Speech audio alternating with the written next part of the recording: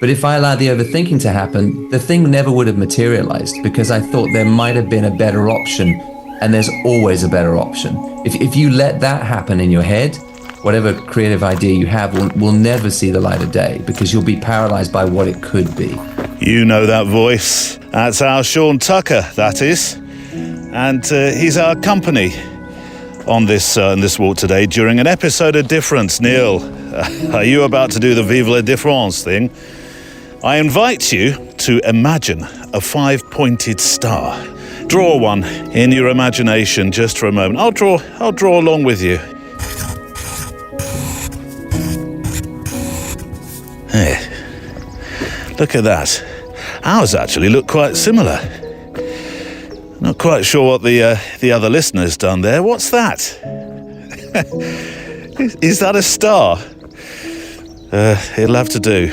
Now, on each point of the star, I'd like you to think of a word that's important to you in terms of creativity or your creativity.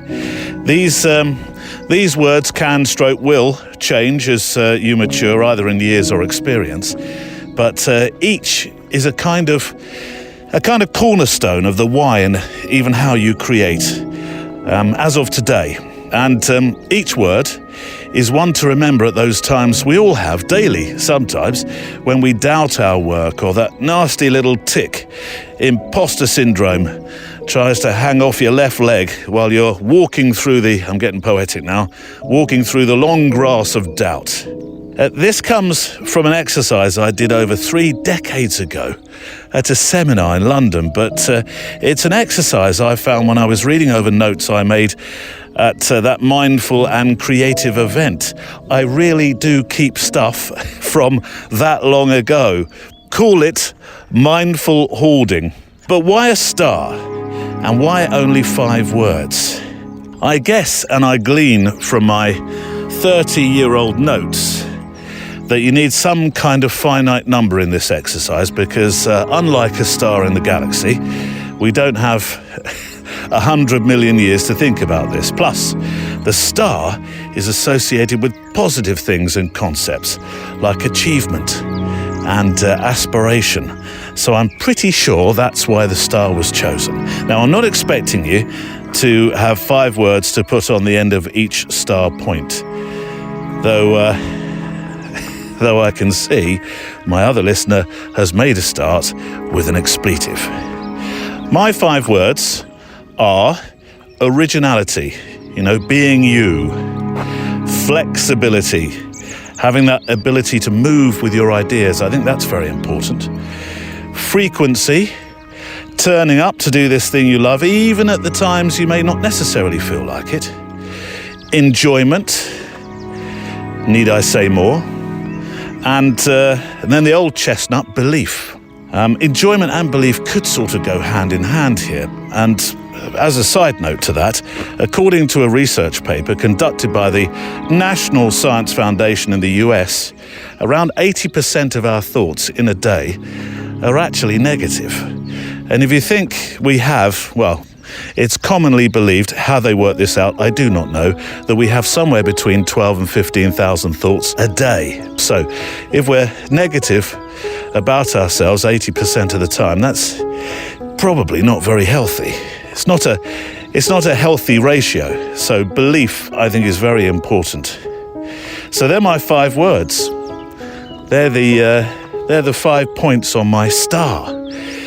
And today I've asked the philosophical YouTuber, who is Sean Tucker, to try and unpick them with me. Today on the Photowalk. We're attracted to passionate people who put out simple things that they care about. And we all do it a little bit with photography too, don't we? We all need creative output. Like we start by copying, we start by imitating. I might have walked around for an hour without taking an image, but at some point something popped up, and then that image that I'm really proud of today now exists in the world because I chose to do it anyway. We should all try and work out what do we care about, what do we really think the world needs to be speaking about, and feeding that into the things that we make. More from Sean Tucker in between your letters today, shortly. And before I give you a flavour of what is in today's mailbag, thank you to our extra milers and MPB who sponsor this show and keep us here week on week. MPB is a company that I've used for many years now to buy, sell and trade quality used photo and video gear online. And by doing that, I've become a part of the circular economy. And right now, as camera bodies are still in high demand, MPB have increased the amount you get paid for any cameras that you sell or trade with them. Here's how the whole thing works. You go online to mpb.com. If you're in the States or Europe or the UK, you click the button at the top of the website that says Start Selling and Trading. Not necessarily in that voice, and just follow the very easy instructions where you're prompted to enter the model name and click a box for the appropriate condition. From there, somebody comes to collect your kit from your front door, and then MPB, they pay you for your camera gear within days. And here's a bonus. If your gear is in better condition than expected, they'll automatically increase the amount you get paid. MPB's price commitment provides the right price up front. They provide instant quotes. They're guaranteed for 14 days, these quotes, and they never add hidden fees. I'll have a link on the show page today, or you can simply remember these 3 letters, MPB, popontheend.com. On the show today then, I did say a letters week alongside our guest, so we have a few more than usual. Scott Glasgow discovers how pictures we make of the everyday can all of a sudden turn out to be very precious indeed to a complete stranger.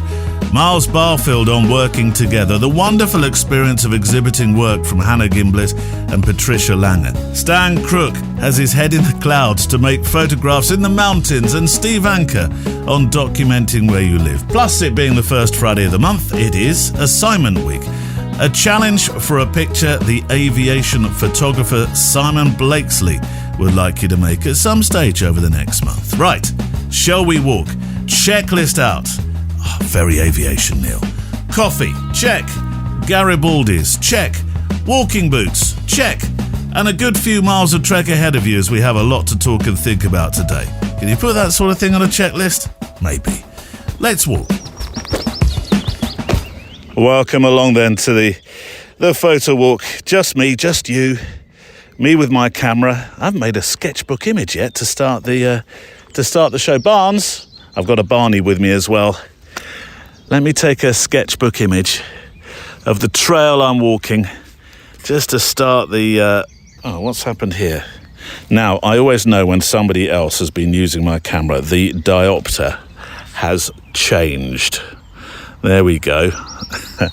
That'll be my youngest son. He does like the X100. Right, X100V is what I'm using today. Very bright day at the moment. Lots of rain on the way. What should we do? f5.6, shutter speed 1250, ISO 160. Just a sketchbooker to start the day. Thanks, Barney. You're getting very good, you know, with your patience during these sketchbook moments. Yeah, just me, just you.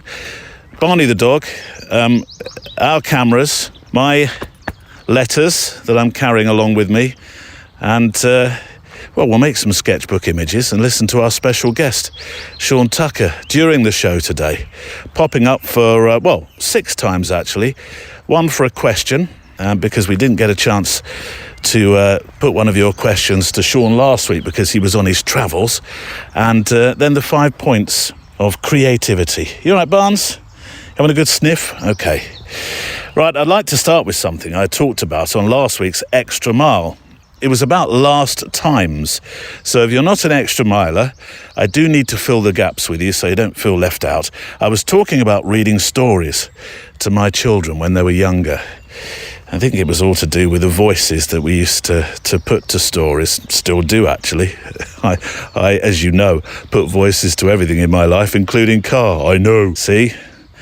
I was talking about reading stories to my children when they were younger for reasons that will be clearer if you're an extra miler and you're listening or have listened to Extra Mile 430. Anyway, my point was, in a nutshell, I wonder when the last day was that I read to my kids. Where was that final, and I'm talking books, not a magazine article or something you casually see or recount when you're having dinner, when was that final moment when they'd had enough of book at bedtime? When did the habit of me sitting on the beanbag, as it used to be, sit on the beanbag, Dad, yeah, all right, reading a book, when did that finally end? And in nostalgic terms, if I'd known that would be calling time, doing that particular thing during their childhood, how perhaps I'd have felt about it, which I suppose is semi-deep. Anyway, a letter came flooding in about that from Scott Glasgow. Hi, Neil. You've talked before, and again more recently, about photographing or not knowing moments and events that could be the last time you were doing them or recording them, such as reading the kids' books. I'll write to you on a Sunday evening. On Saturday, I photographed a wedding reception of sorts. The couple got married during an easing of restriction during that which shall not be named, and 3 years later, they got to enjoy celebrating with friends and family. Now, I'm no wedding photographer, and they contacted me via my Instagram, says Scott. First of 2 important mentions for Insta, he says.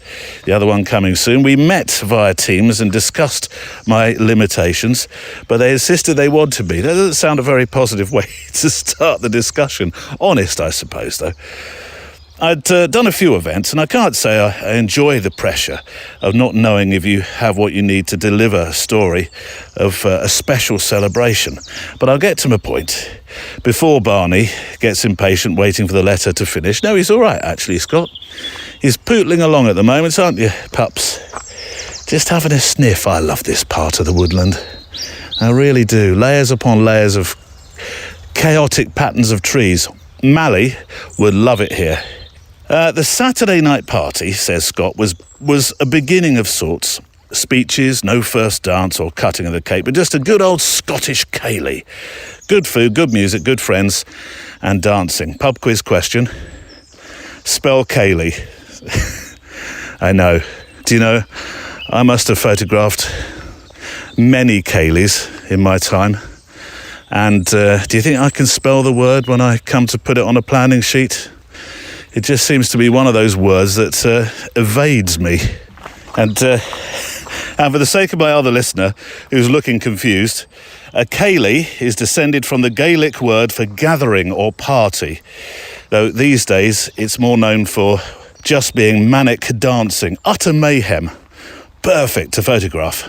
I survived the event, says Scott, with no mishaps, no technical disasters. And, now, hope that the SD cards and hard drives all behave until the images are actually delivered. This is where Instagram, he says, comes in again. Leaving the party at 11 o'clock, I received a message with reference to an image, which I've sent to you, which I'll put on the show page today. It read, "Hello, Scott. This is my gran with my daughter." So obviously a message that was accompanying a photograph. "My gran passed away last week. Would it be possible for you to send me this photo, just for me to keep? I completely understand if not." Well, I duly messaged back immediately, expressing my condolences, of course, and absolutely agreeing to email them the full resolution picture. In fact, I'm looking at getting it printed and passing it on to them. It was taken at Largs Viking Festival in September 2023.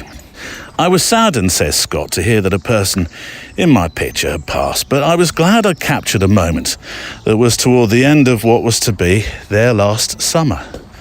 See, lasts.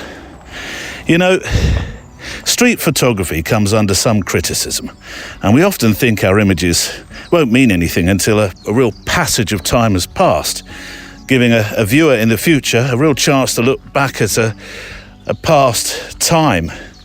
I think we often think of this as decades, but here we have an image captured less than a year ago, and a family member coming across it and wanting to cherish it for life, and that of her daughters too.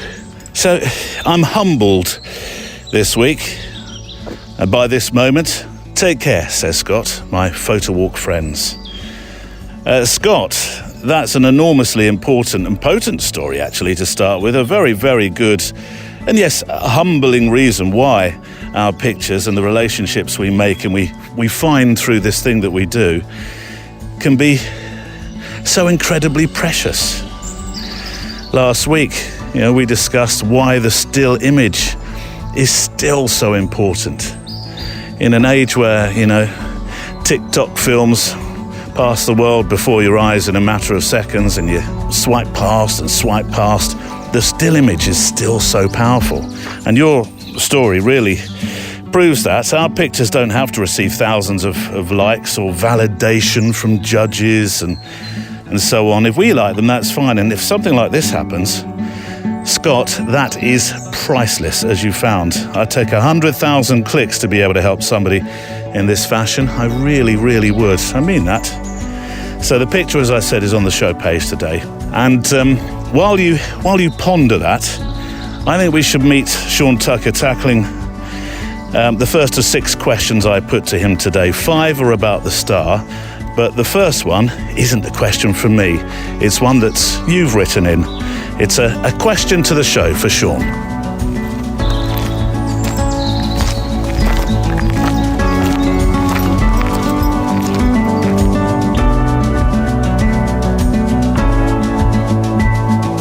Sean, I've got our monthly question for you, which I'll read in a moment. Then I've got the 5 points of creativity. I am absolutely sure, had I written to you a couple of days ago and said, Sean, what are your 5 points of creativity? If you drew a star and on each point had 5 points, I think your words would be very different to mine. So I'm going to ask you, if you don't mind, to humour me and go with mine. But it would be interesting, I don't know, maybe if you have a moment in your busy schedule after this conversation, what words you would have written on your star. I'd still be quite interested in what they would be. Should we go for the question first, though? Yep, go for it. So this is from Graham Overton. Graham's been with us for many years. He writes, I am an overthinker. My overthinking, says Graham, can often affect all my plans, both in my day-to-day work and in my creative pastimes, of which my main hobby is photographing the treks along my hikes around Europe when I get the chance. What do you do to stop the noises off, as they would say in the theatre, to retain focus and stop your overthinking? Now, I would put you down as somebody who's most certainly a thinker, but are you an overthinker? I can be, but I think I'm able to.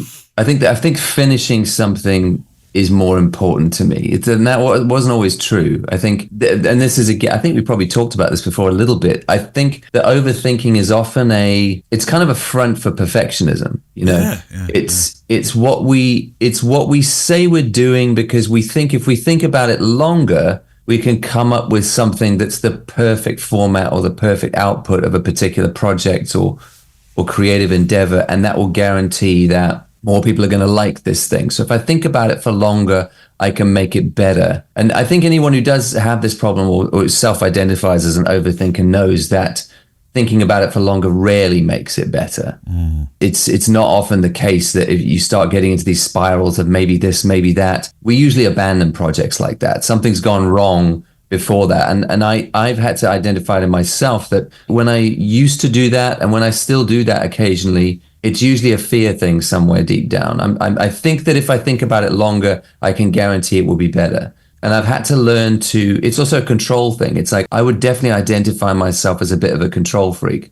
I like things to be a particular way, done by a particular time, and have a particular response from people out there, which obviously I don't actually have any control over. If I think about it, I can guarantee more of those things line up. And so those projects are going to sit in a book and get written about for ages, or I come up with plans and try them, but then I take them back, or, you know, all those things that I work on for ages and get really spun up over. It's usually because I'm trying to control the outcome and guarantee everyone will like it. And it's that perfectionist spiral. So it starts for me by being honest about what's really going on when I say I'm overthinking something. It's usually, and this might not be true for everybody, this is super subjective, but for me, when I get into that overthinking spiral, it's because I get excited about something and then I get afraid it's not going to be as good as I think it is, or afraid that everyone won't like it the way that I do. So I think I'll think about it longer and guarantee that it'll be brilliant. I'll get all the details in line so I can guarantee it's going to be perfect. And as soon as I start doing that, I know now that I will choke the life out of it in the long run. So the trick I have now is just, I know that to make sure that it actually happens, I need to make it the best it can be from that original idea, as simply as I can get there. making it more complex is often the wrong way to go, or making it more involved or more detailed usually makes for a messier thing at the end of it. So I try and make things now as elegant and as simple as possible, which doesn't take more thinking. It just takes committing to the original idea and making the best of it as you can, and having that done is better than perfect mentality. Yeah. When you were writing your book, which is about thinking, did you find yourself overthinking that? Did you give yourself deadlines? So I remember we talked at that point. I think we talked when you were just starting it and when you just finished it. Right, yeah. But the process of doing that, how many times did you rewrite, or did you think, that won't work? And did you find yourself overthinking or doubting yourself in any respect? I mean, I doubted myself the whole way through. That's different to overthinking, though, I think. I think you can still have doubts that something you do is going to be any good. But writing the book is a good example of this, trying to keep as simple as possible a mentality about something that you're doing, in that it flowed pretty easily for me, the book. I already had an outline of chapters that I wanted to cover, and some of that material I dipped into with different videos. So I knew that there was enough there. And then I sat down, because this is the problem, is like, take a particular chapter, for example. If you take like a chapter that I was writing about a particular idea, there are 1,000 ways that you could talk about that particular idea. And if I started to go, well, yeah, but what if I talked about it from this angle or that angle? And at a point, that sort of tree of branching ideas can get so big and so loaded, there is no right answer at the end of the day. Any one of those branches could take you to a good way of talking about that particular topic. But if I'm trying to hold all those at once and go, any of those are good, there's this paralysis of endless choice that happens. Like, there's so many ways I could go that actually there's no way I can go, because I can't guarantee I'm taking the right one, as if there is a right one. So it was just a case of, I think that this is a good way to talk about it. I'm going to write the chapter from an original idea, because I think my gut is right usually. It might not always be, and I might have to rewrite a whole chapter, but I didn't have to rewrite any of those chapters. I just went with that original idea, made it the best it could be. Yeah. I look back at that book and now go, oh, well, that chapter, I could have gone this route and that might have been better, but that's always going to happen. But if I allowed the overthinking to happen, the thing never would have materialized, because I thought there might have been a better option, and there's always a better option. If you let that happen in your head, whatever creative idea you have will never see the light of day, because you'll be paralyzed by what it could be instead of what it can be right now. And I would rather make something good than not make something, because I can't guarantee it'd be perfect. So in terms of Graham saying, how to retain focus, is overthinking, well, it's clearly a problem for him. Well, I mean, I'd want to know what he's overthinking about. I'd want to sort of sit down and talk to him a bit more. What is it you're overthinking? Why do you feel that way? It sounds like if he's, taking hikes in Europe and he's taking photographs, that's a very simple idea, which he obviously loves doing. It sounds like it comes out of a passion he has. Can it just be that? Is that enough? For me, that would be enough. But I think we sometimes worry about, but what should it be? Or what should I be saying with this now? Or how can I package it in a way that it draws as many other people to it as possible? Instead of just let it be what it is and enjoy it. Or does it need to have a further meaning in the making? Perhaps that's his overthinking. Yeah, well, maybe. I mean, it's. I think you can take it too far. I think it should. Whatever you're doing should start with you love doing it. It should be that simple, and then let whatever comes out of it come out of it. But keep it as simple as possible for as long as possible, because I think that gives it the best chance to develop its own voice.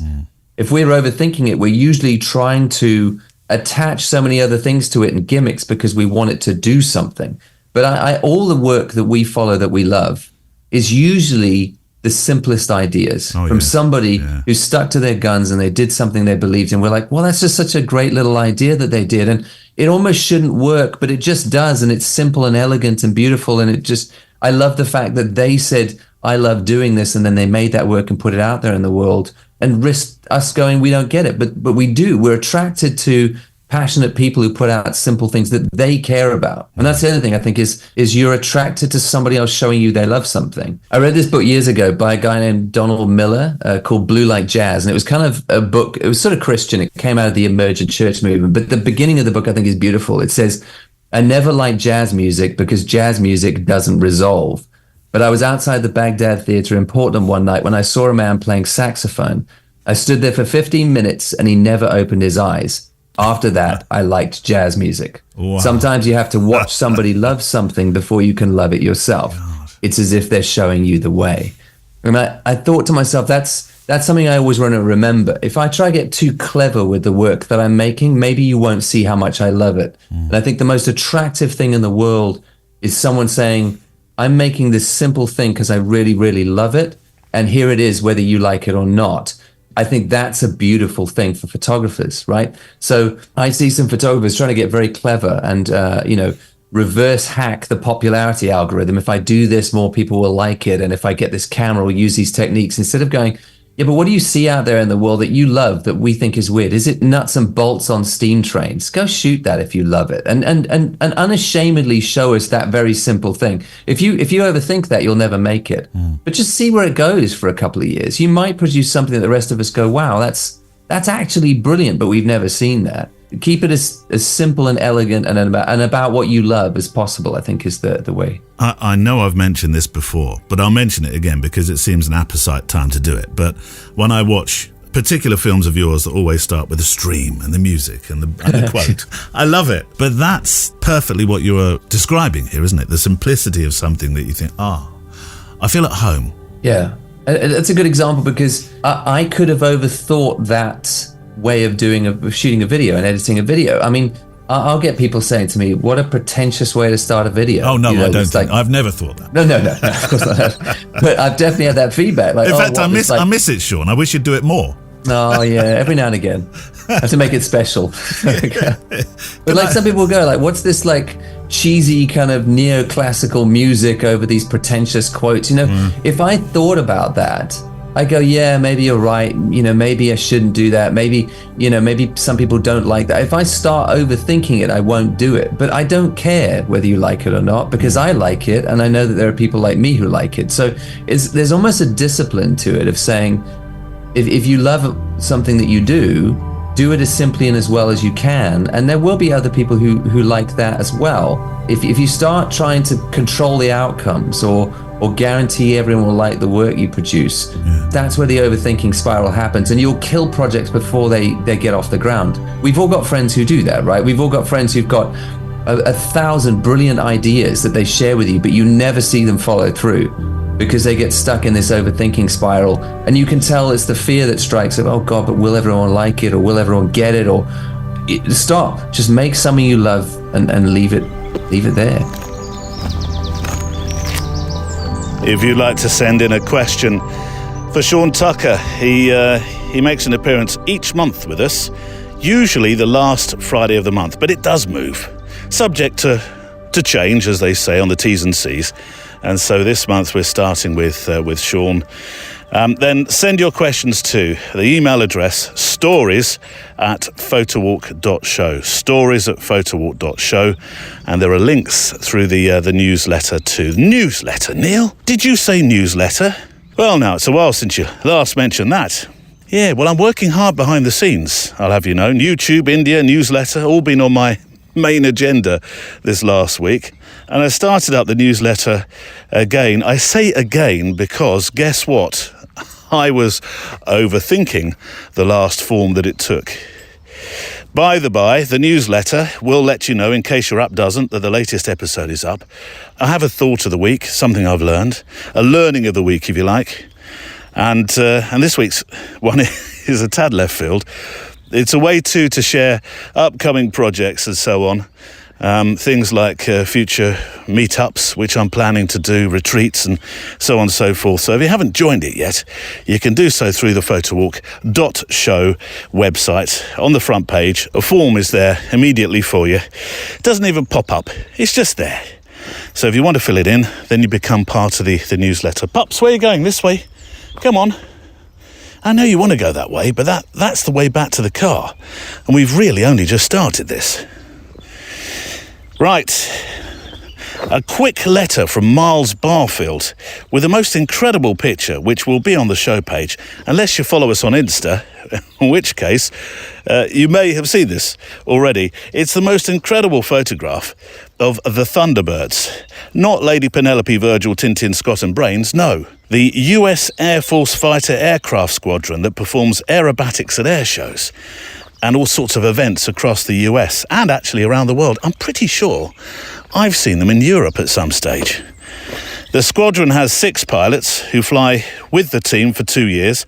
Half the pilots they replace as they go along. I would imagine it's, the concentration you need, particularly when you look at the photograph that I'm about to talk about. It's a bit like our Red Arrows in the UK. They used to fly with 9 pilots. They fly with 7 now. And then there's, it was 11. And now it's 9. Or is it 7? Anyway, it's like the Red Arrows. I saw the Italian tricolour arrows, I think, at one of our flying festivals last year. There's the Air Force roulettes from Australia. I'll stop there. It's a long, long list. But my mum taught me, completely unknowingly, one of the most important compositional rules, or at least considerations, when we were going to air shows watching the Red Arrows. I didn't know then, age 7 or 8 or 9 or 10, 11, whatever, but her Kodak Instamatic pictures of the Red Arrows when we went to air shows was absolutely legendary in our family. And the thing I didn't know, the lesson I was learning from her pictures, the Red Arrows used to use an aircraft called the Gnat. They now use one called the Hawk, but it used to be the Gnat. And that's ironic because when you used to look at Mum's Kodak Instamatic pictures of the Red Arrows in the sky with its very wide angle lens, I can't remember what the focal length was, but you just used to see dots. And we'd get the pictures back and Mum would say, "There's the Red Arrows." And you say, "What? Where?" "There. It's a fly. It's like a gnat." It was a gnat, only this was a teeny tiny gnat. And the compositional rule or insight that I got into learning from that experience, which I wasn't to know 2 years later, as I say, was fill the frame. Otherwise, it becomes, I know, pups, you're absolutely right. Yeah, I know. You're absolutely right when you say don't fill the frame all the time, because there are moments, when you break the rules. But in Mum's case, Anyway, from Miles, this incredible picture of the American Air Force team, the Thunderbirds, flying so close in line, overlapping each other. Initially, Miles, I thought it had to be some kind of, I don't know, cut and paste overlap job in Photoshop or a multiple exposure or something. But no, this is a hashtag flying so close you can see if somebody has an eyebrow slightly out of place picture. As I say, the photograph will be on the show page, and I love what you said, along with this stunning image. While photographing the Thunderbirds in flight yesterday, I was struck, he says, by the remarkable capabilities of humanity. In this particular image, the planes are a mere 18 inches apart, nearly reaching the speed of sound at approximately 500 miles an hour. This display of precision and unity led me to reflect on what we, as a collective, can achieve when we truly collaborate and focus our efforts, rather than squandering our potential on trivial disagreements. Here, completely agree. Miles Barfield for president. Neil, don't get political. I'm not.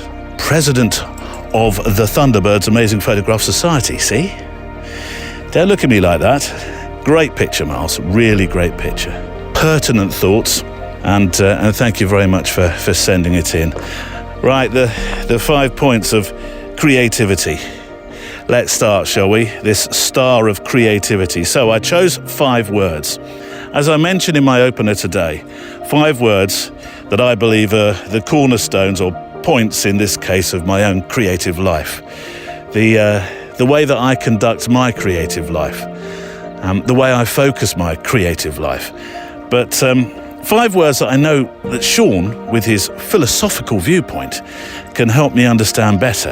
And as we do this exercise today and work through these 5 words, because they're the ones I have, these 5 facets, I am genuinely intrigued to know and hear about your 5 words. So let's start. Here's Sean. So I've got 5 points of creativity. I know that they wouldn't be the same as yours, but I think these, every single one you'll have a thought about, I know, because it all plays into the day-to-day creative work that you and I both make and do. The first one, at the top of the star, these are in no particular order, but at the top of the star, I wrote originality. It was the first one that came to mind. And I include in this being yourself generally. And I have a story to go with it that's not photographic, actually, that comes from my days in radio. Now, no one has this to sound like a water cooler bragging story, but I was very fortunate to have worked on a national radio station in the UK.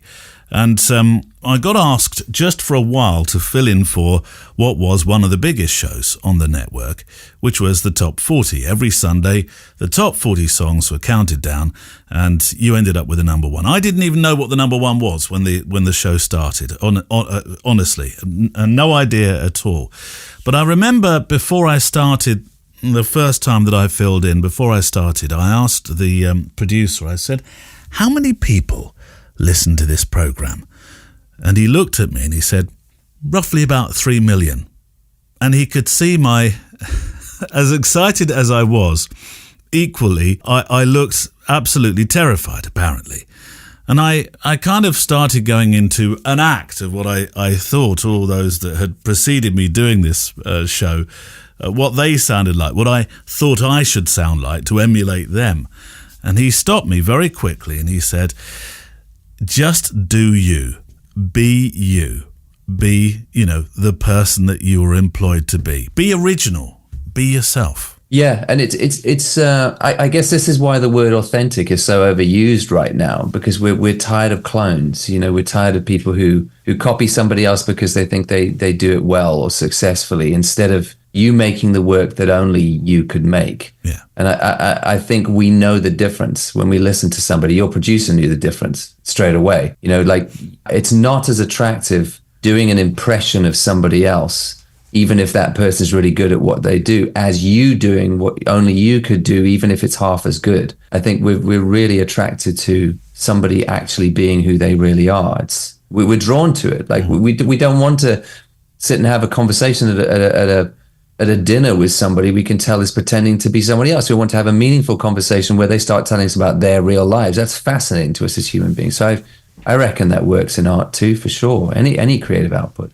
Do you think we're all chameleons in some sense? I know that if I'm in London, much to the kids' amusement, my inner London comes out a little bit more. It's just the same. My ex used to tease me that, like, anytime I got on the phone to my mom, my British accent comes out more. Yeah. And then when I jump on the phone to South African mates, I start sounding South African. It would definitely switch a little bit. But I think you're just, in those cases, you're almost just sliding into social kind of norms or the way you talk or rhythms of speech or topics or anything like that. I think we all do that to an extent. And we all do it a little bit with photography too, don't we? Or any creative output. Like we start by copying, we start by imitating, which is good. There's nothing wrong with that. I mean, it's just at some point you have to grow up from that. You have to take all those influences that you have, all those inspirations for what you want images to look like. I mean, I have clear street photography influences. I'm a Fanho, Ray Metzger, Trent Park fan. I like creative use of light. Yeah. But I hope that over time my work develops not beyond their work, because they're all brilliant, but beyond that style of photography, and I put my own stamp on it, even if it never reaches their heights. That there's a flavor to it that's mine because I was braver and I tried to push it into a more original space. Otherwise, I only end up being a weak clone of much better photographers, that would be a tragedy. That would be sad. Do you find yourself sometimes having to just rein in when you think, that's gone dangerously too far down the alley of, Fanho? Yeah. I always give myself permission to shoot it. I just often don't post it or share it. Oh, because I feel like if I'm drawn to it and it's digital, who cares? Like, give yourself permission to photograph it if that idea, even if it's very close to something else. But I question how I present all that stuff. So, because I do,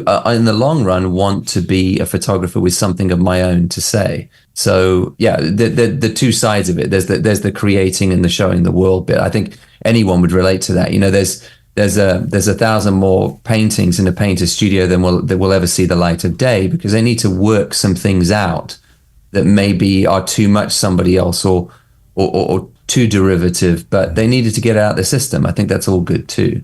What is being original? What is being you? I always think about it as it starts with kind of self-awareness and self-knowledge. It's do you understand who you are as a human being and how you're wired? Do you do things like journal? Have you taken personality tests? Have you gone to therapy to dig up your demons and face your shadows? All that stuff, because when you do that work, which we often we wouldn't say that's creative work or work towards, like, it's not teaching yourself photography skills, but I think that's far more important, because you can teach yourself photography techniques in weeks. That doesn't take long. Yeah. But doing that interior work, that surfaces who I am, what I care about, how I'm wired, what I see in the world that needs change, the things that I notice that other people don't. That's where originality comes from. And that's all that kind of internal psychological how you're wired. So anyone who's sitting going like, I really don't know what I need to be saying with my work, needs to start there, not with a fancy lens or a fancy camera. It's doing that interior work, the scary stuff. That's where your voice comes from. And Sean will be back shortly with the second point on the star. We've been talking a bit of late about the wonderful experience that is exhibiting your work. And one letter that was really special on this subject, quite recently actually, was from Hannah Gimblett, whose health issues in life means that photography, in terms of the process of just getting out into the world to make photographs in say, nature, that thing that you and I take for granted, isn't possible for Hannah.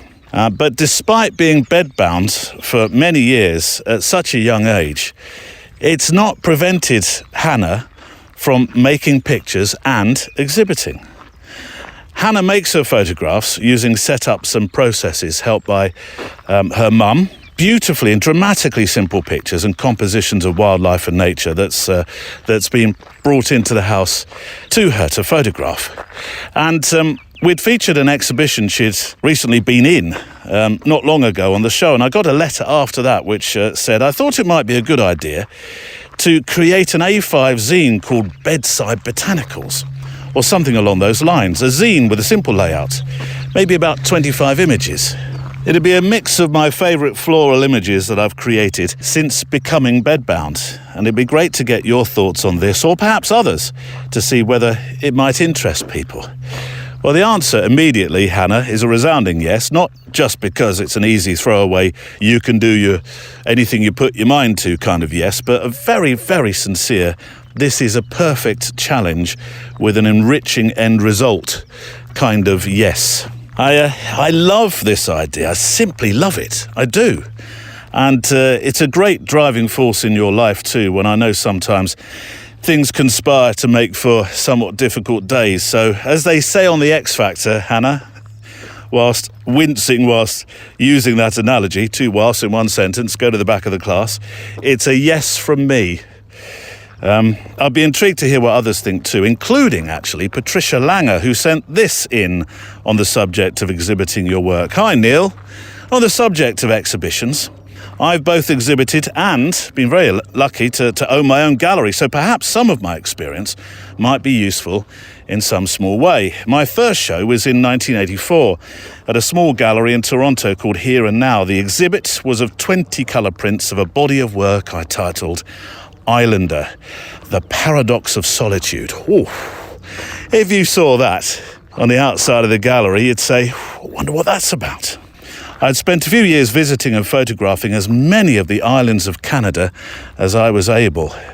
From this exhibition, I learned the value of having a theme that gave the pictures a cohesive story. I was more fortunate in receiving all kinds of help from the gallery, the importance of matting and framing, learning how to hang and adjust lights, invitations and so on. And this began the process of exhibiting every couple of years or so. In 1999, I moved north out of Toronto to Innisfil. I needed more space for my school and I wanted to build a darkroom. At the time, I owned my own school, the Langer Centre for Healing Arts, while continuing my photography passion. I was about to turn 50 and had promised myself that I wouldn't cross that threshold without gifting myself the thing I'd always wanted. An 810 or 4.5 large format camera sounds a perfect gift to me. I chose the 4.5, fell in love, and a year and a half later had my first significant exhibition of 1824 black and white prints. I titled this show Intimate Nature, a Portrait of the Land. My learning and struggle with this exhibition was in learning to discern good advice versus poor, as well as how to deal with all the voices echoing in my head giving input. I also learned appropriate pricing. That could have been. I suppose if I'd have had a commercial star today, I think I might definitely have put that on there. Not as something I've in any way mastered, but something I really do need to learn. Some of the work, says Patricia, I did through my school fed my photography. I took students on pilgrimage to healing sites in France and Greece, Africa and Bosnia. What a school! These folks were painters, stained glass artists, writers, dancers and carvers. I carried along with me the 4.5, Mamiya 7 with a 35mm panorama insert and my Hassie. It was from the panoramas that my next exhibition grew, Made of Myth, a pilgrimage to Greece. These titles are fantastic. With these exhibitions, I learned a big lesson. The work may be ready to show, but was I ready to take on the huge amount of work involved? Was I splitting my creative life apart by carrying the school and the travel and the passion for my photography? Well, at 58, for the sake of my health and photography, I quit all of it, except photography.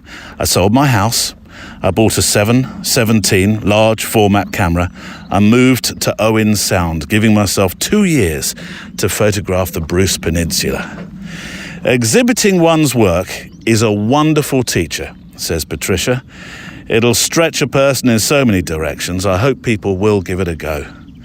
Here's an aside, Neil. If any of this sounds familiar, it's because you read a letter of mine on the episode 373, When is a Photo Story Too Personal? I remember that. I wrote about travelling to photograph pilgrimages in search of the answer to the question, what heals? I look forward to hearing from others about their experiences with exhibiting. Warm regards, Patricia Langer. Patricia, there's books in them there hills and valleys of personal experience. I know you're an extra miler, so I have asked Patricia to come back and have a longer chat with us about this adventure. There's a few bits, not many, that I missed out there. So there's going to be a linger longer, as I like to call it, on the extra mile when we get to ask or talk with Patricia more about her work exhibiting and those adventures that she's been on. Right. Your letters this week are fantastic. Really enjoying them. Letters week, actually. Bit of a letters week. Right, let's talk to Sean again for the second point on this star of creativity. I'm going to get a picture, actually, because Barney has sat on the on a chair. He runs ahead sometimes as if to say, if I jump on this chair, can I have a treat? You're sort of at the wrong end of the chair or the seat, this wooden bench, because really you should be looking back across the frame. So this breaks all those camera club rules. I'm going to make the picture anyway. Barney, having a rest. I'll title this. Not anything like Patricia's titles, I grant you. 680 shutter, 5.6, f5.6, ISO 160. Barnes, there we go. Sort of looking across frame. A sketchbook from our walk. Here's Sean, second point of the star. Do you want a treat, Barnes? Go on then. You deserve this. Flexibility. Now, this could, as a point of the star, well, certainly there'll be elements of our conversation about overthinking within this, I think. I think as creative people, we are good or great at thinking of new ways of adapting to different situations. We are flexible. We need to be flexible. That's there's not an A to Z when you get up in the morning of creativity. That's for sure. There's no color chart. Learning to sort of change tracks without overthinking is important. And I know we've talked about overthinking, but flexibility is the next point on my star, because I think that's a really important part of being a creative person. Yeah.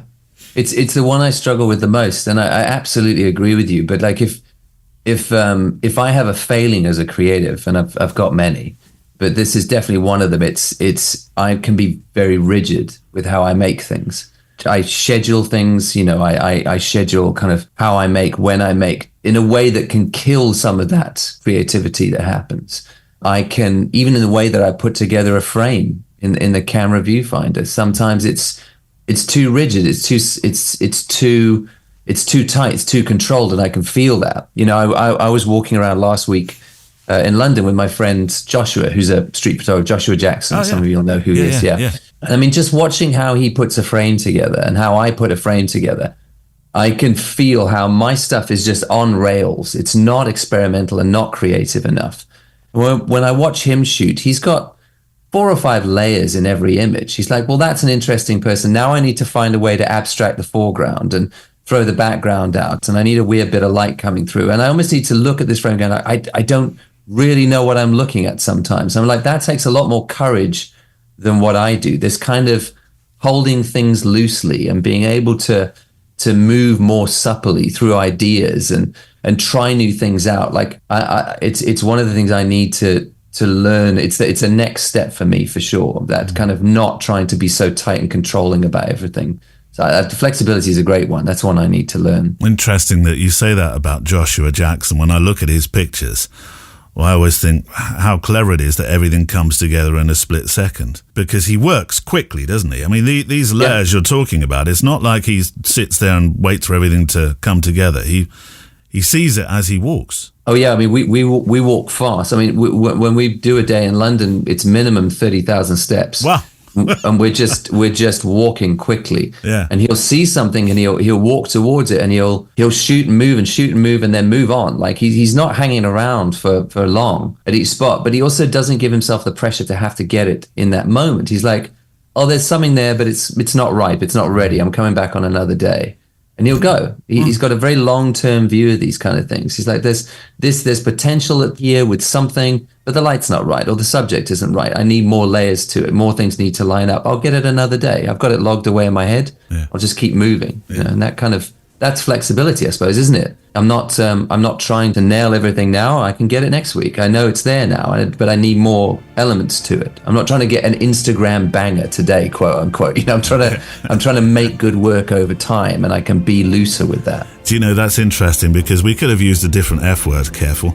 It didn't necessarily have to be flexibility. It could have been frustration. Do you ever feel I know what your answer is going to be, I think, but frustrated that you can't work in the same way that you see others able to work. Like Joshua Jackson's a great example. And it comes back to you saying you're very hard on yourself. Yeah, yes and no. Like yes in that I'm jealous is the wrong word. It's too negative. I'm whatever the positive word of jealous is, envious of this thing that he has, and he challenges me to build more of that into my own work. But I'm also aware that I don't want to betray your first value, that I am trying to be an original. I'm not trying to be him. I'm trying to be true to my personality, and in general my personality is a bit more rigid than his, so it's both and. I need to stick in my lane and be who I am to a point, but I need to let other photographers open me up in how different they shoot, or how interestingly they shoot.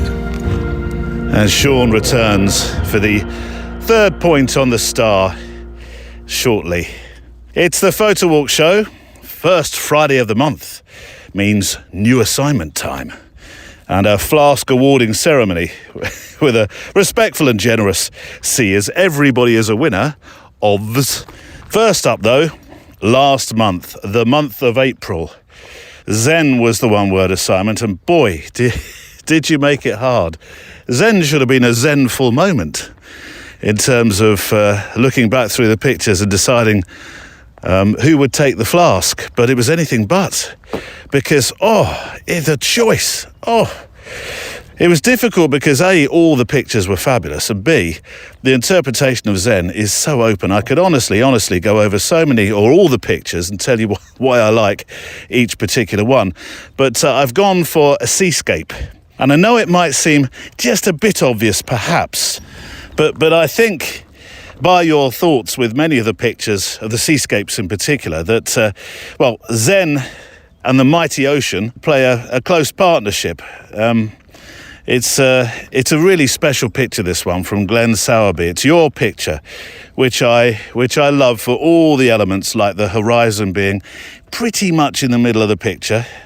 There's something very harmonious and balanced in that. That's really rather special. Then the lighthouse obscuring the very last knockings of a beautiful sunset. So it's just peeping out, this sun is. That's special as well.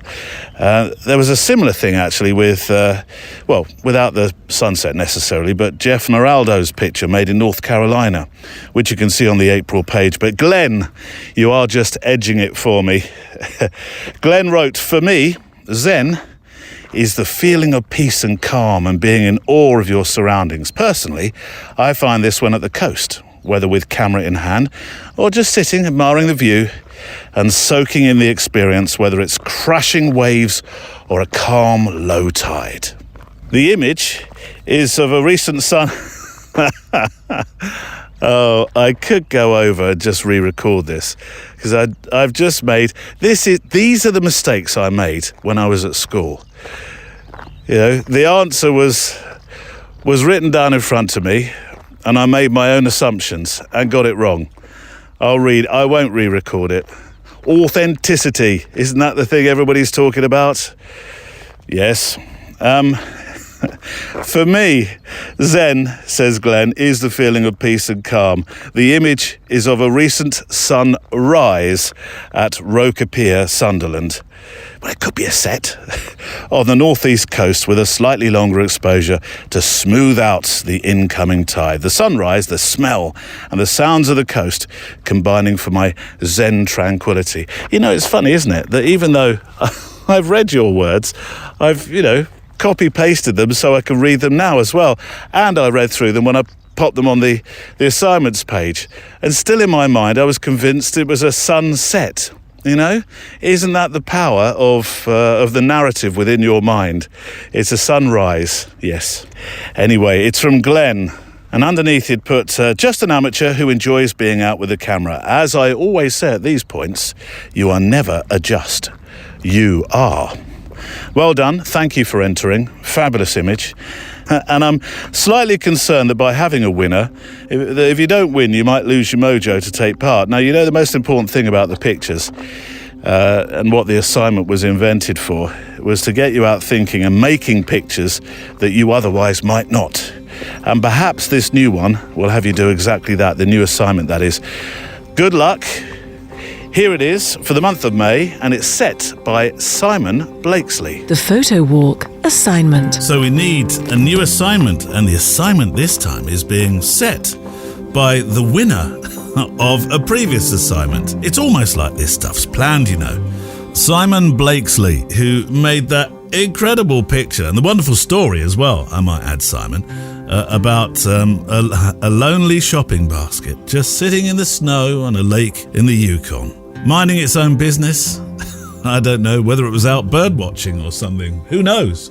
So I think you're in a good position to set an assignment. But it's got nothing to do with frozen lakes, but it has got something to do with what you do as a living. Yes, and as an aviation photographer, I've chosen the word flight for the assignment. I like it. I think that humans have always gazed skyward, captivated by flight. Your image could portray the role of flight, how it plays out in daily life.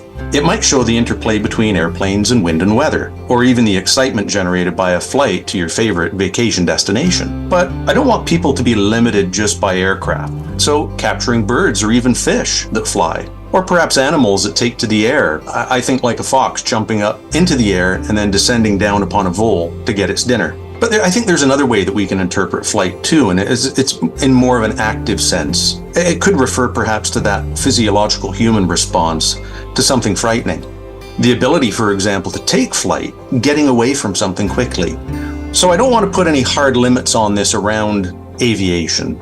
So long as your image and your short write-up clearly transmits the specialness or relevance of flight, please feel free to explore and push the envelope. I like the envelope because that's a very aviation word, isn't it, really?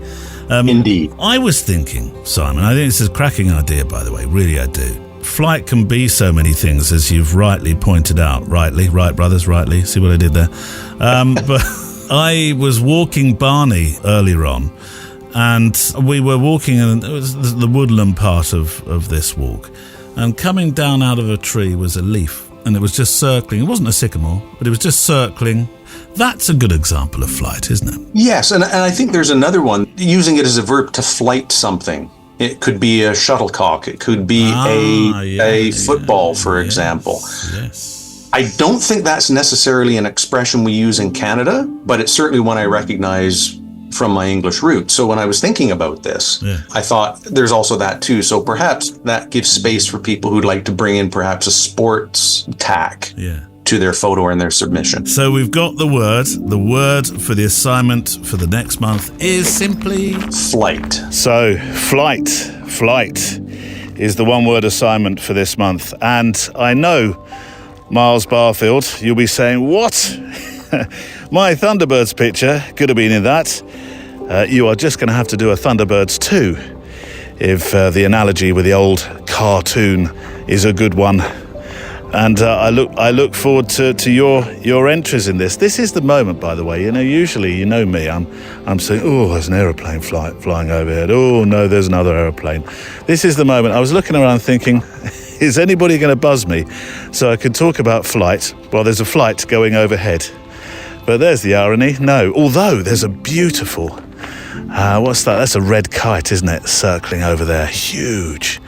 We have a lot of red kites in this area. And one of our neighbours along the way clearly feeds them because sometimes you see, I don't know, it seems like about a dozen of them. I used to panic when Barney was a pup, a very small pup. I used to panic that and they are huge, the red kites overhead would swoop down and take him away. I'd be out there with him, sort of ready to cover him. I'm absolutely sure a red kite couldn't have carried me away. So yeah, flight is the one-word assignment for this month. Send your entries to stories@photowalk.show. stories@photowalk.show.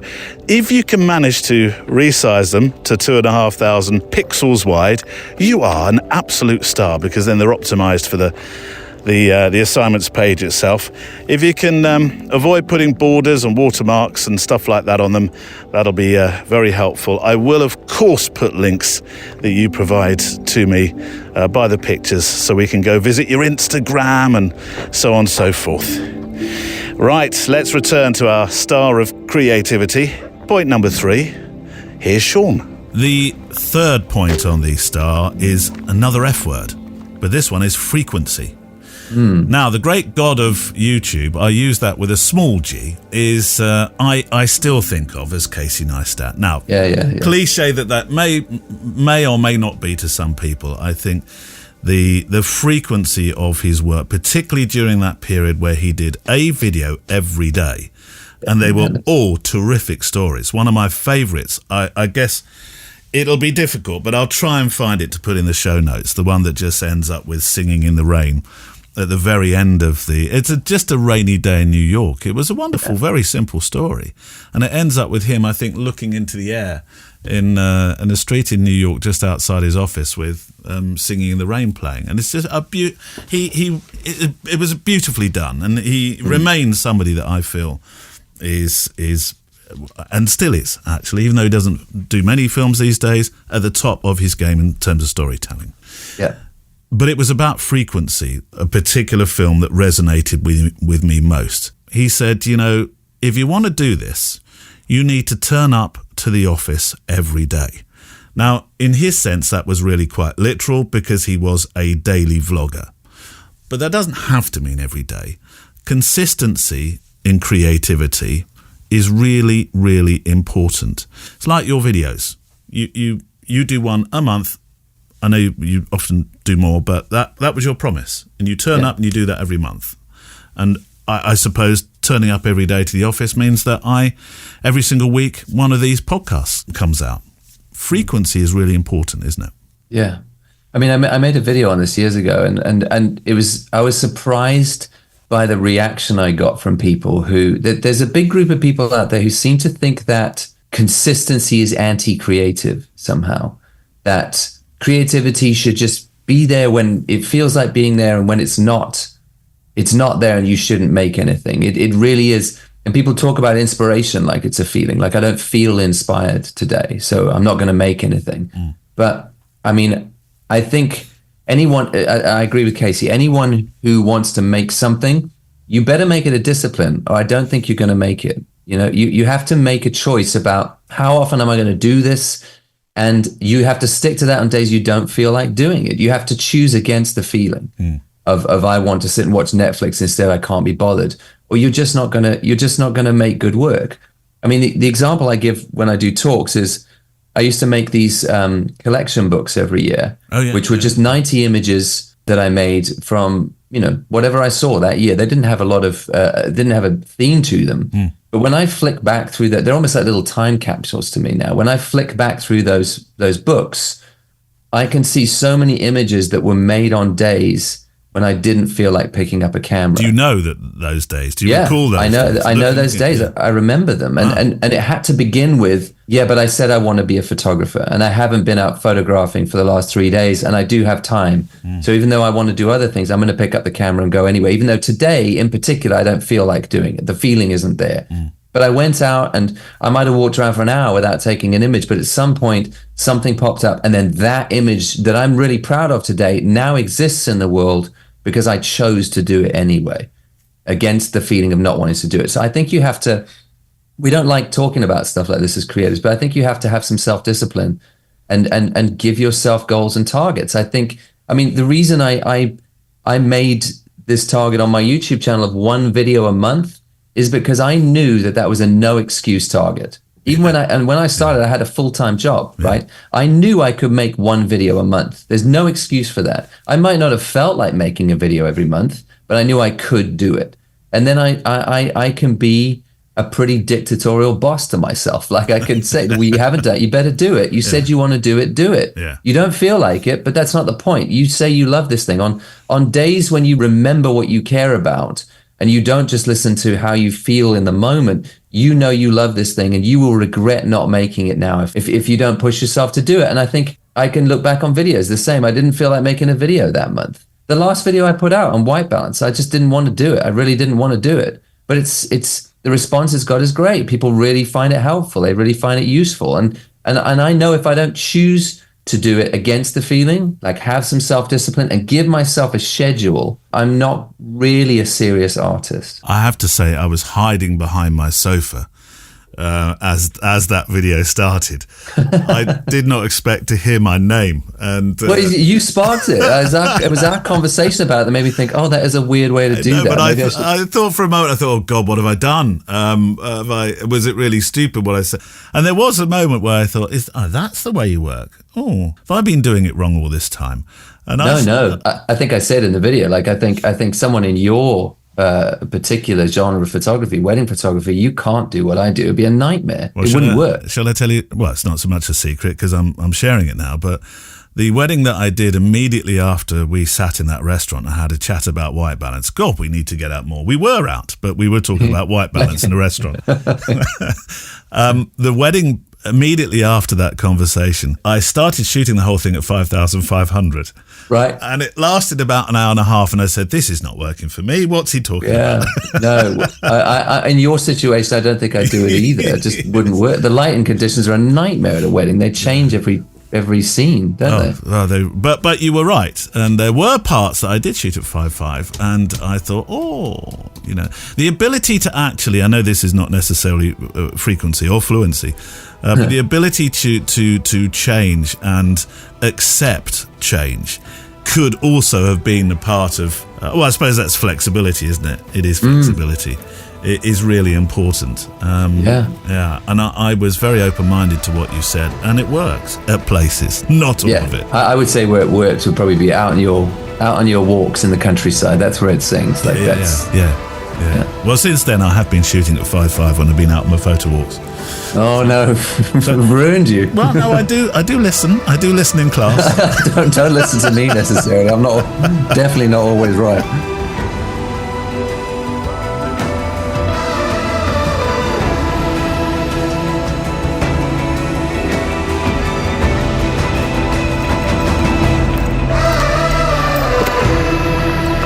And Sean is back for the 4th point of the star. Soon, I'm delighted to announce on the website, we've brought back the photo essays. It was a feature that, it was rested for a while, but now it's back with a full archive and 2 new stories. And can I just say, hiding behind the sofa of flattery, that I'm really proud of what we've made here. Self-flattery, would that be? I don't know. I don't know of any other photography podcast that has the kind of community and features that we do. One that, you have assignments, you join in with the assignments, which I always feel greatly privileged when you send me pictures for that. I truly do. And the photo essays, some superb photo essays up there. And they can be single picture essays, as you'll find one is. There can be multiple pictures. Go to photowalk.show and look for the photo essays tab at the top. New stories then from Paul Hornsby, who's visited and photographed a walk I know very well because I'm actually walking there now. Greenham Common. We've walked together in Greenham Common so many times, haven't we? Yes. But he's done it with a unique photographic angle, actually, very unique.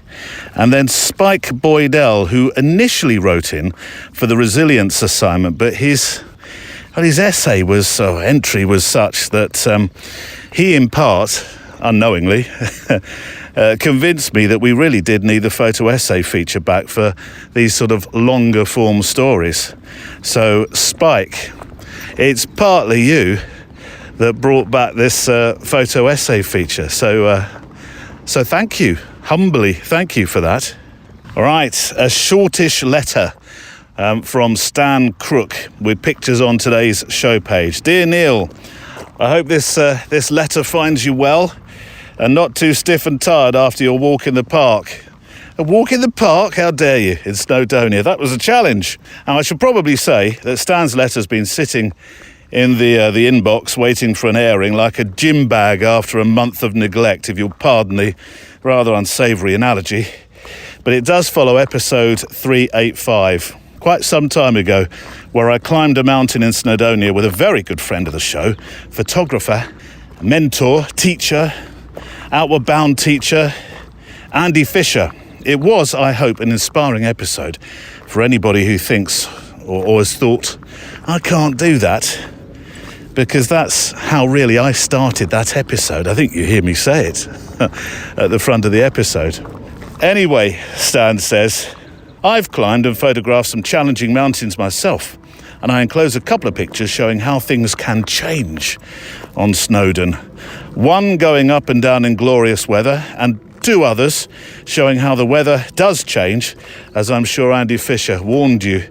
In the good weather one, I took 2 police friends up who were raising money for a charity close to their hearts, and just needed somebody to guide them up.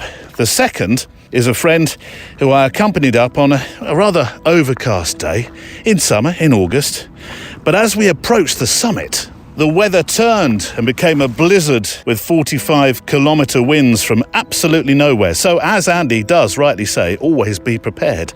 Funnily enough, as we neared the bottom, the snow and the wind disappeared altogether. And I think that's the thing about mountains, isn't it? You think, oh, it's all right down here. You've no idea what it's going to be like, even halfway up. I've also attached a picture from above Machu Picchu in Peru. Hiked across after turning 65. I was solo using guides when required to cross jungle and climb huge peaks. My wife was not best pleased, but I did raise a substantial amount and split it between 3 charities, but that story's for another day. I can hear a lorry in the background. What is that? Come on, Pops. Oh no, he's rolling in something. Ugh, come on. Well, enjoy yourself. I will when we go back for a shower. He hates the shower. Doesn't stop him doing this though. Regards, Stan. Stan, you can't leave it there. This is quite literally a cliffhanger, those stories you had. And as I look at your pictures, which will be on the show page, that adventure for me was a real challenge. But I have to say, it's one of the things that I might never have done had it not been for you, the audience of this podcast. I would never have done it. So Stan, next part of the story, please. Pictures on the show page for this part, and let's rejoin Sean to see what he thinks of my 4th star point in this star of creativity. Look at you puppies. What is he doing? What are you doing? What are you doing? Oh, you're grim. I know. You are. You're grim. So the 4th part of the star is enjoyment. Enjoying it, doing it for you. Now, this is a very close relation, probably, to originality. And I don't know, this could be a bit of a lame example, but it was only last night, my brother-in-law, the rich brother-in-law, came round. I've sort of made him into a bit of a character now. And he had another new car. And the boys all got excited, said, Uncle, should I use his name? I might bleep it out, but I'll just say it now. Uncle's got a Polestar. And I said, right, good for him. I'm so pleased for him. He turned up later on in his Porsche as well. But we do like Uncle. But Uncle turned up in his brand new car. And I remember saying to my wife, because it's my wife's brother, and I said, this freelance thing, I said, sometimes, I'd like the new Polestar. Don't tell Carl, because Carl will get all jealous. But I'd like the new Polestar, maybe. Or I'd like to da-da-da-da-da-da-da-da. And she said, give it a rest. You would lose your job within a week. You'd be utterly bored. You enjoy what you do. Just keep doing it. You're not going to make it in the long run if you don't enjoy it, right? And that doesn't mean you have to enjoy it every day. But it does mean you have to enjoy it in the aggregate. And even when you have the really tough days that you come back and you go, that was a really tough day, but I somehow feel satisfied about what I did. Yeah. I worked at a corporate desk job for years not a corporate desk job, I suppose. It was a corporate photography job. I was a product photographer. And I knew that I wouldn't be able to do it for a long time because even though I enjoy photography, I didn't enjoy that sort of photography. So I was always working to try and find out how can I adapt and move into something that I did enjoy more. And it turned out in my case to be freelancing, but it might not have been. I mean, if I got a job working in a portrait studio, for example, I think I would have found that really satisfying, and I would have been able to do it in the long run. And sometimes we can't choose our jobs. We just have to do the job that's available because there's bills to pay. And if you've got kids, you need to pay for the kids and you have to do things you don't enjoy doing. But when it comes to creativity, I think you're absolutely right. That is something you get to choose. So you better make sure you enjoy it because it's going to take up a lot of your time. You're going to give a lot of your time to it. And it has to be driven by your genuine passion for that pursuit, or it's not gonna stick around. Yeah. Actually, something that's just occurred to me. You mentioned, and this is to do, I think, with the originality one, where you said, well, if you want to go and photograph nuts and bolts on a steam train, go and photograph nuts and bolts on a steam train because that's what you enjoy. Don't try and do things that you think others will enjoy. Do things that, which will play into our last point of the star in a moment, but do things that you believe. Let me retract the belief because that's the last one. Do things that you enjoy. Do things that you enjoy. It's so deeply attractive. Again, like when you see someone enjoy something. I mean, talk about steam trains. What's his name? Is it France? Oh, Francois Bourgeois. Yeah, I mean, Francis Bourgeois. Yeah, the reason we love watching him is because you just the joy on his face. Yeah. When he sees something I genuinely don't care about. I don't care about trains, but I watch him all day because I'm not interested in watching something about trains. I'm interested in watching the deep joy on somebody's face who genuinely loves something. That's so attractive to see in other human beings. So yeah, again, you'll make better work if you genuinely enjoy it, and it will be much more interesting to other people if you can find that sweet spot. I tell you what, I want to play out with a few moments of Francis Bourgeois here. So you get if you've never heard of this man, this is a man who lives for trains. And I just want you to hear the absolute joy in his voice when one goes past. I'm here at one of the most stunning train spotting locations I've ever been to, Barmouth Bridge, where a Class 97 and a Class 37 will be trundling over it just behind me in a moment. In fact, I can see them. You guys might be able to see them. Oh wow. Yeah, these are very special. They're my favourite locomotives. Go on, give it some beans.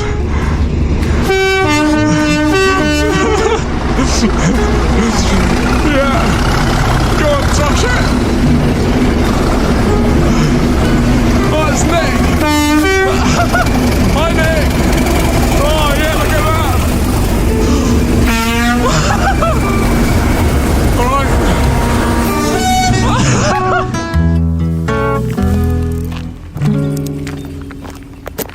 And Sean Tucker is back for the 5th and final star point soon. I hope you've enjoyed this rather sort of unusual approach to our show. I've certainly enjoyed making it, where we weave in and out of the letters with a bit more frequency.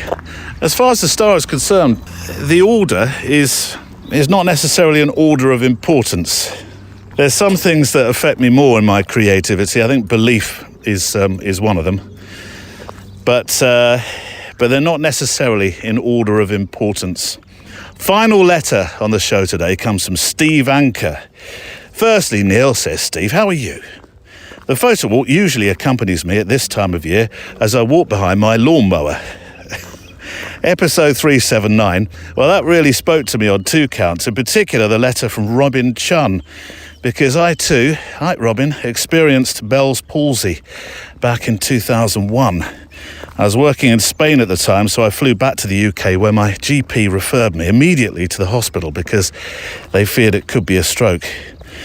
I went through numerous tests and was eventually told it was Bell's palsy. The good news is it's not a stroke.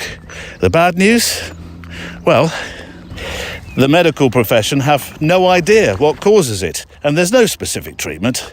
I was given a big dose of steroids, in inverted commas here, just in case it helps. From that point on, I had to keep the eye on the affected side of my face taped closed to avoid any damage as the blink reflex goes. This was a disaster, as the side affected was my good eye. We all seem to have a favoured eye, don't we? A good eye. Particularly as photographers. In my case, Steve, I think of my left eye as my photography good eye, as it were, which is why rangefinders really don't work for me in the traditional sense of how they were designed to be used, which is a great shame, because I would use my X100V definitely in a sort of more rangefinder method. The doc told me that most people recover fully after 8 weeks, and I had to drink through a straw as one side of my mouth is just numb, or was just numb and immovable. A good friend took me to the pub and made me feel a bit better by joining me in drinking red wine through a straw. Certainly support, Steve. I'm not quite sure that's what the doctor would have ordered. I don't know. Eventually, after 8 weeks, says Steve, the conditions rapidly improved and I was able to return to Spain. So please let Robin know. I understand exactly how he feels and all the worries that he's had. Also that there's light at the end of the tunnel, and I hope by now he's experiencing recovery. Loved the photographs on the show page from him, and I'm sure he'll soon be making great images again. Well, the good news is he is, because I know your letter was a little while ago, and Robin's been making steady progress. We've had a few chats here and there, and I look forward to meeting up with Robin again and doing some street photography. Secondly, says Steve, I've been photographing relative strangers for part of a project about the village I live in. It started before lockdown, and I picked it up again more recently. It was inspired by my arrival in the tiny village of East Studdle, I think that's the way you pronounce it, 21 years ago. The people that I met would talk about former residents, former characters, long gone. There were no images, just anecdotes. So I began Snapshot of Studdle, working title, which I think actually is a very good title. There are farmers, there's an author, beekeepers, gunsmith, artist. I'm still working through the local residents, and the intention is to produce a photo book to be held by the parish council and to provide large prints and typed biographies that one day could be the subject of an exhibition in the village hall long after my time here. I see it as creating a social history for those that come here in the future. That's the most, honestly, the purest sense of giving. It really is. It really is, Steve. There's a generosity involved in that project. It's truly delightful is the word, I think. Any advice you can give regarding a photo book producer for this one-off project would be great. Previously, I've only used Photobox and bonus prints for my personal books. Now, there are so many different publishers you could use. There are the sort of publishers that wedding photographers use, or event photographers. One I've used in the past, I've used many album manufacturers, as you can imagine, during my career shooting 1,000 weddings this year. But yeah, Folio Books produce some beautiful books. G.F. Smith used to be I loved G.F. Smith. They were, they still are a British, are they a paper merchants? I think paper merchants is the way to describe them, in Hull. And they used to have an album division. Unfortunately, that was one of those COVID hits, I'm afraid, that part of the business just didn't make it through. So instead there's Sim. That's a wonderful company based in Hertfordshire. They're quite expensive albums, but if you're doing something that is going to be a legacy for this village, then it may well worth be considering them. But then you've got Blurb, worldwide, a Blurb. Fantastic company. I like their uncoated paper. That's the paper stock that I use. I've used them many, many times. I think they're fantastic. I've had some difficulties with black and white in the past with Blurb. Personal experience. And the way I got around it in the end was by applying a very slight warm tone to the picture, which it sort of... Well, I stopped getting green and white and blue and white and started getting slightly warmed tone pictures. That helped. And I've not used this company, but I know that our friend Mally certainly swears by them. Gelato's another one. So there we go. A few ideas for you. Thanks for listening, Neil, says Stephen. Please keep producing the wonderful podcasts. All the very best, Steve Anker. I will, Steve. As long as there's people that want to listen, I will. Pictures are on the show page today from our friend Steve. Go and have a look at them. I love the idea of the project, and I love the idea of legacy. You know that. I'm a big fan of legacy projects. So, here's the final star, point of the star, and Sean Tucker is going to help me unpick it. Fifth part of the star, belief. You can listen to others, yes, but listen to your own voice. So often we get hijacked on this particular point of the star altogether. Belief in your... I'll give you another example, actually. And you're going to say your wife is right. I know you are, but I'll run it past you anyway. I've been saying this for a few weeks on the podcast. I think I've mentioned this before to a guest. It might have been Stephen Wilkes, actually, the amazing American photographer who does that incredible work of day to night as a project. Anyway, I think I mentioned to him your business card should not say Stephen Wilkes photographer. It should say Stephen Wilkes curious. And I said this to my wife, to Sam. I said, I'm going to get a business card, and it's going to be Neil James. And instead of having podcaster, broadcaster, photographer, cinematographer, I'm going to just put under my name the word curious. And she looked at me and she tutted, and said, "That's ridiculous," and then teased me about it every day after for at least a week. But I still think it's a good idea. Yeah, it's probably terrible business. Is it? But it's. I knew you'd hate the idea as well. But it's a great way to introduce yourself as a human being. It's awful marketing, but a great way to introduce yourself as a human being. I think but it's a pretty good example of belief, isn't it? Really, you know, tempered with the fact that sometimes you do have to put the brakes on and think, well, is it good? But belief is really important. It's a precious part of this star. Yeah. Beliefs I mean, obviously coming from the world of the church as well. I've worked in the church for a decade. Like it's something I think about a lot, and especially after leaving the church, because I've had to decide what I believe many times in my life, and it's changed a lot. You know, what I believe about everything, and reading psychologists and philosophers and different thinkers who believe different things, and I'm always trying to work out how do I feed that stuff into my work in a way that I can talk about the things I care about. Or package the work in the way that I do because of what I believe. And I think maybe in my case, my YouTube channel is a good example. It's not your traditional photography channel at all. No. Sometimes it's not even really about photography, but that's because of the things I believe about what's important to human beings and what I uniquely have to offer and about what I think we should be talking about. So it's driven by all that stuff. And I do that unashamedly. And I think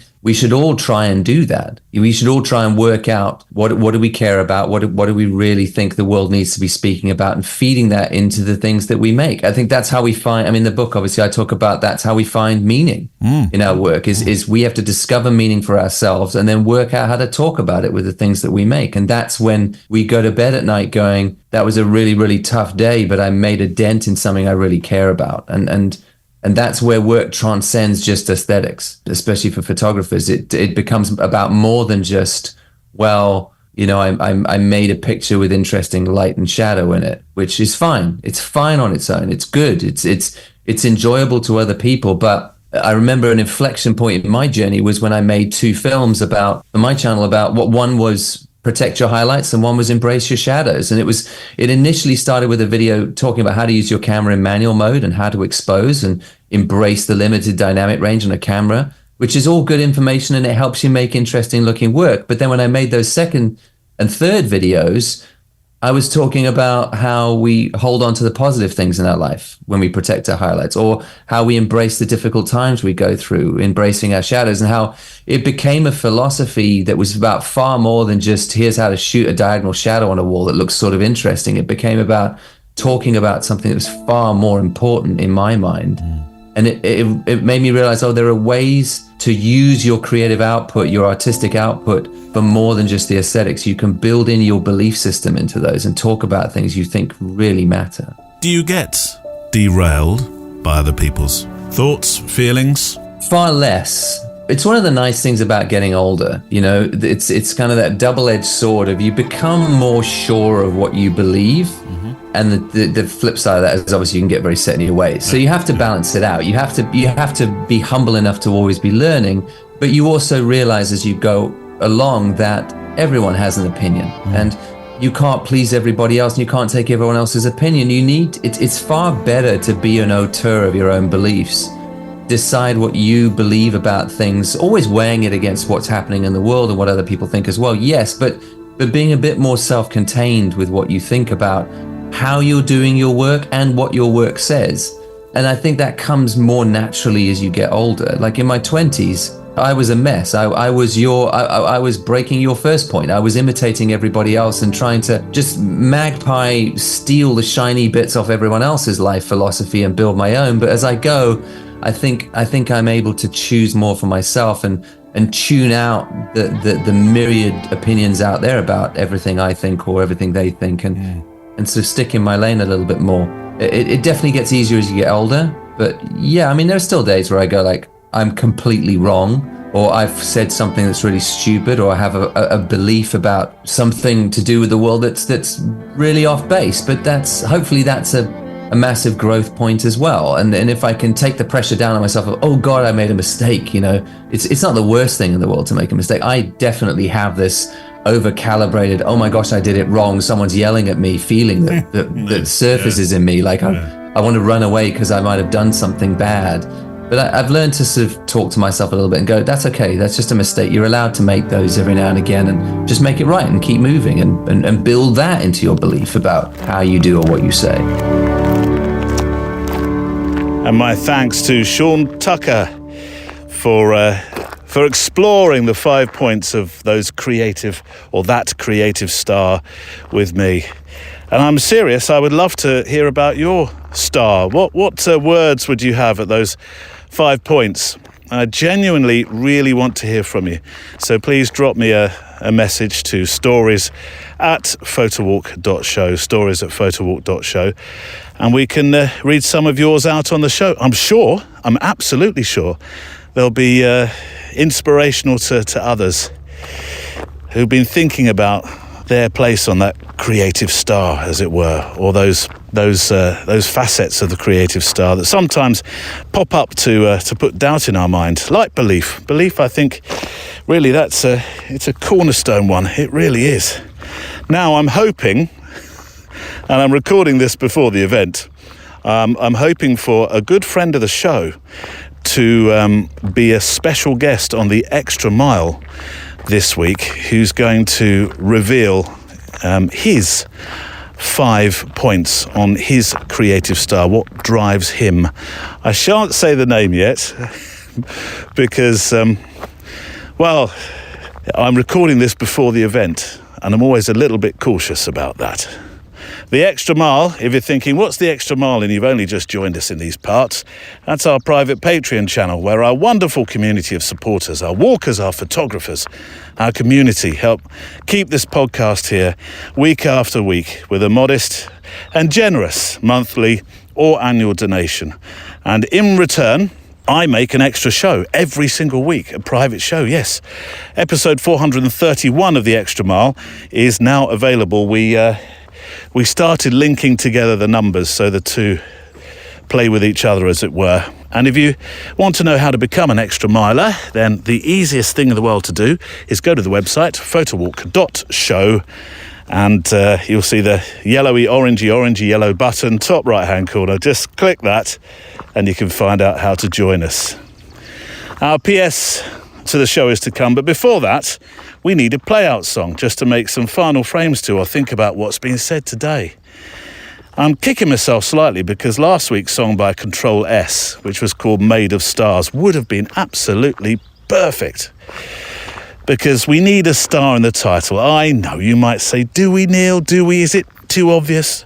Well, maybe, but I think I'd like one. So I've gone for this from Deuce Williams, who's based out of Miami. I may look him up in August when I visit. I could already sense him locking the doors. With roots in the Bahamas, time spent in Australia learning his trade, Deuce is an artist who I've followed for quite a while. You know that song I love to play on rainy walks? I love a rainy day. I won't sing it. That's his. So yeah, I'm very familiar with his work. I do like his work. And this song from Deuce Williams is called Seeking the Stars. I threw a mirror in the ocean to see all that I want to see. A major force in my head, reflections. I caught a heart on the 7 seas, filled with these memories. I let it go, it's not my own, it don't soar. The nighttime, it starts. The nighttime, it starts. The nighttime, it starts. The nighttime,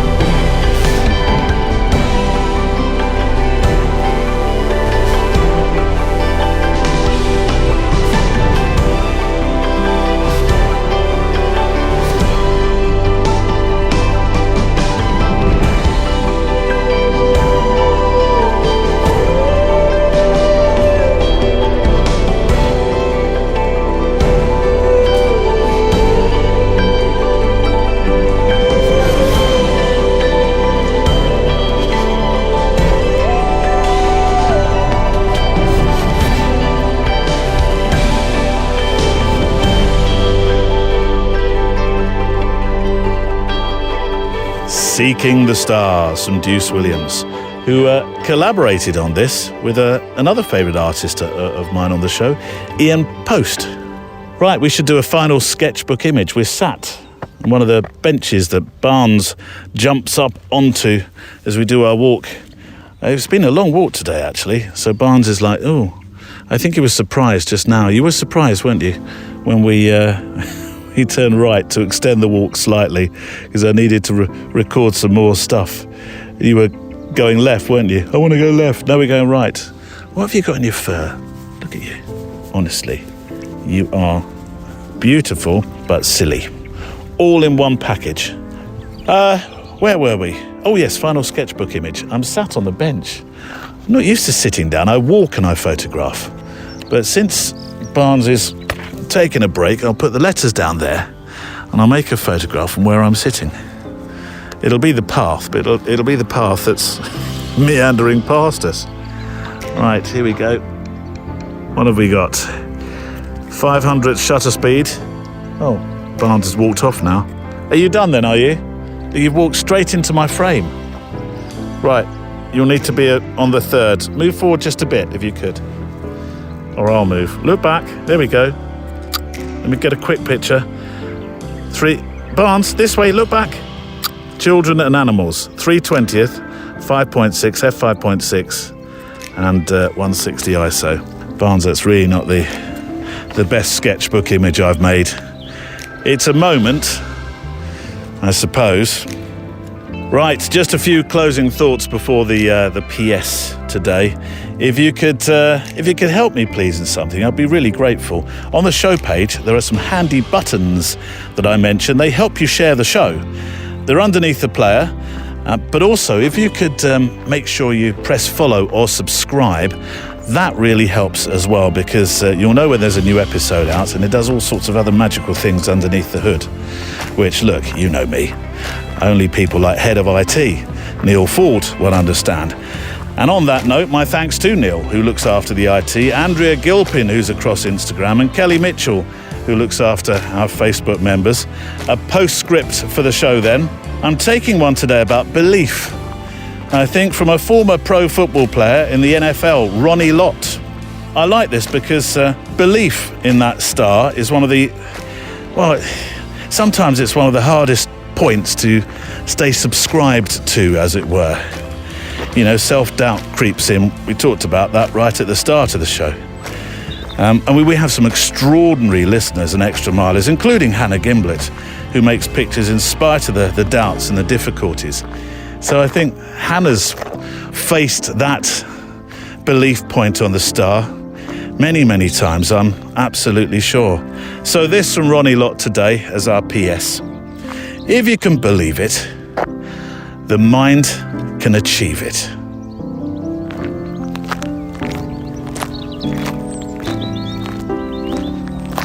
The Photowalk is a Loading Zone production.